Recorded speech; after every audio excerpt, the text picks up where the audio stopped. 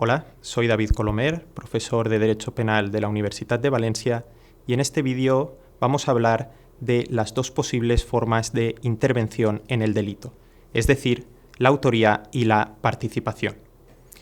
Concretamente, vamos a analizar el concepto de autor en sentido formal y en sentido material, así como diferenciar las figuras de autor y partícipe, destacando su régimen general. Vamos a empezar destacando la regulación contenida en el Código Penal español. Pues bien, la autoría y la participación se encuentran reguladas en el título segundo del libro primero del Código Penal, título dedicado a las personas criminalmente responsables de los delitos. El primero de sus preceptos, el artículo 27, establece: son responsables criminalmente de los delitos los autores y los cómplices. Como podemos observar de la lectura de este precepto, el legislador prescinde de la distinción entre autor y partícipe y la sustituye por la definición de dos categorías de personas criminalmente responsables de los delitos. Por un lado, los autores, a los que se refiere el artículo 28, y por otra parte, los cómplices, a los que hace referencia el artículo 29. El artículo 28 del Código Penal contiene un concepto legal de autor, al señalar que son autores quienes realizan el hecho por sí solos, conjuntamente o por medio de otro del que se sirven como instrumento. A continuación, el párrafo segundo añade: también serán considerados autores los que inducen directamente a otro u otros a ejecutarlo y los que cooperan a su ejecución con un acto sin el cual no se habría efectuado. Como podemos observar, el Código Penal maneja un concepto amplio de autor, que incluye no solo a quienes realizan el hecho delictivo, sino también a los inductores y cooperadores necesarios. Solamente quedarían excluidos de este concepto legal de autor los cómplices, que, conforme señala el artículo 29 del Código Penal, son aquellos que, no hallándose comprendidos en el artículo anterior, cooperan a la ejecución del hecho con actos anteriores o simultáneos. No obstante, esta redacción que contiene el Código Penal español no coincide con el significado que la doctrina atribuye al término autor, lo que obliga a distinguir dos conceptos de autor.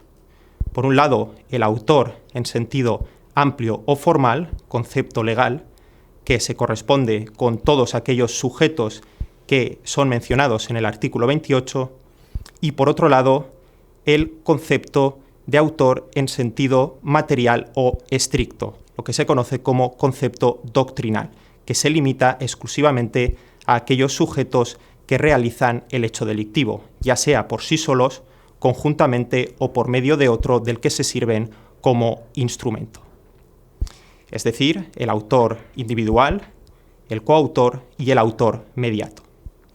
De acuerdo con este concepto restrictivo de autor, tanto los cómplices como el inductor y el cooperador necesario integrarían la categoría de partícipe, que es aquel que interviene en un hecho delictivo ajeno. La base legal de esta distinción entre autor en sentido formal y autor en sentido material se encuentra en el propio artículo 28 del Código Penal, que, por un lado, hemos visto que considera autores no solo a quien realiza el hecho delictivo, sino también al inductor y al cooperador necesario, pero que a la vez no dice que estos últimos sean propiamente autores, sino que serán considerados como tales.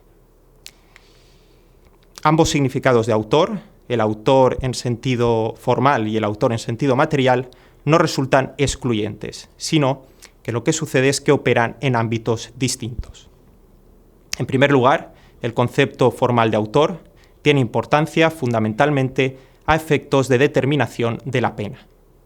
Todos los autores en sentido amplio, es decir, todos los sujetos incluidos en el artículo 28 del Código Penal, son castigados conforme al mismo marco penal abstracto determinado por la ley, tal y como marca el artículo 61.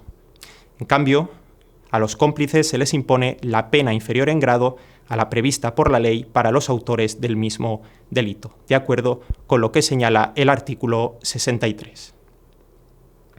La razón político-criminal que explicaría este tratamiento unitario del autor en sentido estricto, del inductor y del cooperador necesario se basaría en la consideración de que la conducta de estos tres sujetos posee la misma gravedad, una gravedad en los tres casos superior a la conducta del cómplice. Por otro lado, el concepto material de autor adquiere su significado en el ámbito de la estructura del delito, pues el delito, no puede darse, obviamente, sin la existencia de un sujeto que haya realizado el hecho delictivo. Desde esta perspectiva, el autor en sentido estricto constituye un elemento esencial del delito, mientras que la concurrencia del partícipe es accidental o contingente, más allá de que su contribución, en el caso concreto, pueda ser necesaria para la realización del hecho delictivo. Por ejemplo, el delito de asesinato puede ser cometido con la intervención de un único autor. Sin embargo, el asesinato cometido por precio requiere la concurrencia de dos sujetos. Por un lado, el autor material que mata por precio y por otro lado, el sujeto que lo ofrece, un sujeto que generalmente podrá ser calificado como inductor y por tanto como partícipe del delito. De este modo, podemos decir que el autor es la figura principal del delito y el partícipe mantiene con él una relación de accesoriedad. Sin autor no puede haber partícipe y el injusto de éste depende del injusto de aquel.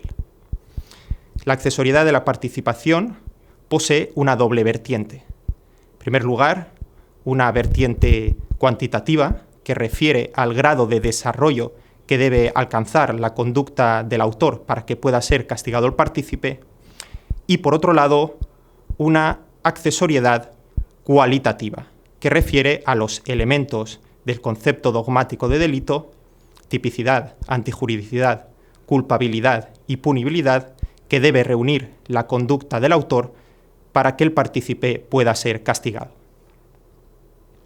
Respecto de la accesoriedad cuantitativa, hemos de decir que para que el partícipe pueda ser castigado, es suficiente con que el autor haya dado inicio a la ejecución del delito, es decir, que éste se haya cometido al menos en grado de tentativa. En cuanto a la accesoriedad cualitativa, lo que se exige es que el autor al menos haya llevado a cabo una acción típica y antijurídica, de modo que rige una accesoriedad limitada. Como hemos señalado anteriormente, la diferencia entre el autor y el partícipe viene marcada por la realización del hecho delictivo. Es decir, autor es quien realiza el hecho, mientras que partícipe es quien interviene en un hecho delictivo ajeno, es decir, realizado por otra persona. Por este motivo es importante determinar qué se entiende por realización del hecho. A este respecto, existen multitud de teorías que tratan de dar respuesta a esta cuestión, pero en la actualidad, tanto por parte de la doctrina como de la jurisprudencia, son dos las teorías que gozan de una mayor acogida. Por un lado, se encuentra la teoría objetivo-formal, según la cual es autor quien realiza la conducta descrita en el correspondiente tipo penal, ya sea llevando a cabo una acción ejecutiva propia del delito, como sostiene la versión clásica de esta teoría, o bien realizando una conducta que se subsuma directamente en el correspondiente tipo penal, tal y como sostiene la versión moderna. Por otro lado, encontramos la teoría del dominio del hecho, según la cual es autor quien domina el acontecer típico, es decir, quien con su actuación determina el proceso que desemboca en la producción del delito. Finalmente, hemos de hacer mención a las particularidades que presenta la autoría y la participación en los delitos especiales. Esta clase de delitos se caracterizan por restringir el círculo de posibles autores a los sujetos que reúnen la cualidad personal exigida en el correspondiente precepto penal, los denominados intranei.